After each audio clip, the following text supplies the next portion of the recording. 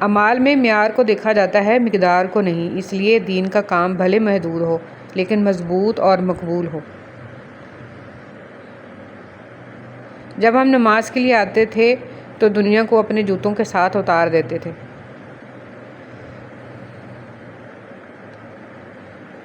جسے اللہ تعالیٰ اپنی محبت دیتا ہے اسے پھر کسی اور چیز کی خواہش نہیں ہوتی، اور جسے وہ دنیا دیتا ہے اس کی خواہش بھوک بن جاتی ہے، کبھی ختم نہیں ہوتی۔ تتلیاں ہمیشہ پھولوں سے بھی حسین ہوتی ہیں، لیکن جب باغات کے سودے ہوتے ہیں تو اہمیت پھولوں کو دی جاتی ہے۔ اسی طرح آدمی کتنا بھی خوبصورت ہو لیکن اہمیت اخلاق والے کو دی جاتی ہے۔ اللہ پاک بہت کم لوگوں کے دلوں میں دعا کا خیال ڈالتے ہیں، ورنہ لوگ پریشان پھرتے ہیں، روتے ہیں۔ یقین رکھیں جس اللہ نے دعا کا خیال ڈالا ہے وہ قبول بھی کرے گا۔ اچھا انسان وہ ہے جس کو ثابت نہ کرنا پڑے کہ میں اچھا ہوں، بلکہ اس کا کردار اس کے اچھا ہونے کی خود گواہی دے۔ برے وقت میں لوگ آپ کی غلطیاں پکڑتے ہیں، ہاتھ نہیں، لیکن آپ ایسے لوگوں میں شامل مت ہونا۔ نفرت انسان کا بنایا ہوا ذاتی مسئلہ ہے، ورنہ قدرت تو محبت کا درس دیتی ہے۔ انسان کو اتنا مضبوط ہونا چاہیے کہ وہ اپنی غلطیوں کا اعتراف کر کے ان کو درست کر لے۔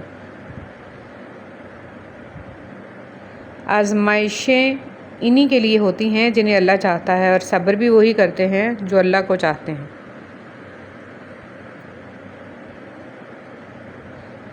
شرک سے بچیں۔ تم میں سے ایک شخص شرک کرتا ہے حتیٰ کہ اتنا گر جاتا ہے کہ اپنے کتے کو اللہ کا شریک بنا دیتا ہے۔ کہتا ہے اگر رات کو کتا نہ ہوتا تو ہمارے گھر میں چوری ہو جاتی۔ دل بھی اچھا رکھیے، فطرت بھی۔ دل اچھا ہوگا تو بہت سے رشتوں کو آپ کے بغیر کسی لالچ اور ترکیب کے جیت لیں گے، اور فطرت اچھی ہوگی تو سینکڑوں دلوں کے فاتح بن کر راج کریں گے۔ حدیث مبارک۔ رسول صلی اللہ علیہ وسلم نے فرمایا جسے نرمی دی گئی اسے دنیا اور آخرت کی بھلائی دے دی گئی۔ صلہ رحمی، اچھا اخلاق اور اچھا پڑوسی بننا گھروں کو آباد کرتا ہے اور عمروں میں اضافہ کرتا ہے۔ اچھے سے اچھے پھول کی مہک بھی کچھ دنوں بعد ختم ہو جاتی ہے، لیکن اچھے اخلاص اور اچھے سلوک کی مہک انسان کی موت کے بعد بھی رہتی ہے۔ جیسا سوچو گے ویسا بنو گے۔ تمہارے خیالات ہی تمہاری تقدیر ہیں۔ آپ کی اچھی سوچ ہی آپ کے شاندار مستقبل کی ضمانت ہے۔ راستوں کے ساتھ ساتھ دلوں سے بھی تکلیف دہ چیزوں کو ہٹانا سیکھیں، کیونکہ جذبات پاؤں سے زیادہ اہم ہوتے ہیں۔ اپنے غموں کا جائزہ لیں کہ کیا ہم صرف دنیاوی چیزوں پر ہی غمگین ہوتے ہیں یا ہمیں آخرت کا بھی غم ہے۔ جملہ بہت چھوٹا ہے لیکن اس کی طاقت بہت زیادہ ہے۔ اللہ کی طرف آ جاؤ اس سے پہلے کہ اللہ تمہیں اپنی طرف بلا لے۔ صرف انسانوں سے حوصلہ افزائی کی امید رکھو گے تو ضرور مایوس ہو جاؤ گے، اور جو محنت اپنے رب سے اجر پانے کے لیے کرتے ہیں وہ مایوس نہیں ہوتے۔ مولانا رومی رحمۃ اللہ علیہ سے کسی نے پوچھا زہر کیا ہے؟ ہر وہ چیز جو ہماری ضرورت سے زیادہ ہو وہ زہر ہے، خواہ وہ قوت ہو، اقتدار ہو، دولت ہو، بھوک ہو، لالچ ہو، محبت ہو یا نفرت۔ اگر تم درود شریف پڑھنے کے لیے چن لیے گئے ہو تو مان لو خوش قسمتی تمہارا مقدر ہے۔ برائی سوئی کی طرح داخل ہوتی ہے اور بلوط کے درخت کی طرف پھیل جاتی ہے۔ ایتھوپین کہاوت۔ تعلق رکھنا کوئی کمال نہیں، تعلق نبھانا کمال ہے۔ ایک مرنے والے انسان کو نہیں معلوم کہ تم نے اس کے لیے کتنے آنسو بہائے، لیکن ایک زندہ انسان کو مرتے دم تک یاد رہے گا کہ تمہاری وجہ سے اس نے کتنے آنسو بہائے۔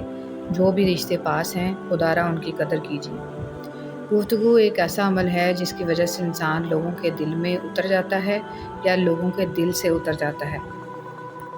جس کو اللہ پر پختہ یقین ہوتا ہے اللہ اسے کسی مشکل میں ڈالنے سے پہلے ہی اسے مشکل سے نکال لیتا ہے۔ اللہ ہمارے ایمان کو قائم رکھے، آمین۔ ہر بات پر ہاں میں ہاں ملانا منافقوں کی عادت ہے۔ حضرت علی رضی اللہ تعالیٰ عنہ۔ جب بات عزت نفس تک آ پہنچے تو تعلق کو ٹھوکر مار دینی چاہیے۔ سب سے پہلے عزت، تعلق تو اور بھی بن جایا کرتے ہیں۔ اللہ پاک کو دل اور زبان کا سخت ہونا پسند نہیں، اس لیے اللہ پاک نے دل اور زبان کو ہڈی کے بغیر بنایا ہے۔ انہیں نرم رکھو، دل محبت سے نرم ہوگا اور زبان اخلاق سے۔ اپنے حال پر افسوس کرنا، اپنے آپ پر ترس کھانا، اپنے آپ کو لوگوں میں قابل رحم ثابت کرنا اللہ کریم کی ناشکری ہے۔ عقلمند شخص کی سب سے بہترین عادت یہ ہے کہ وہ ضرورت یا دلیل کے بغیر بات نہیں کرتا۔ حضرت علی رضی اللہ تعالیٰ عنہ۔ لوگ برا کہتے ہیں، کہنے دو، وہ تم نے سنا نہیں؟ وَتُعِزُّ مَن تَشَاءُ وَتُذِلُّ مَن تَشَاءُ۔ تم جو دیتے ہو وہ تم نہیں دیتے، تمہیں تو دینے کی توفیق بھی تمہیں دینے والا دیتا ہے۔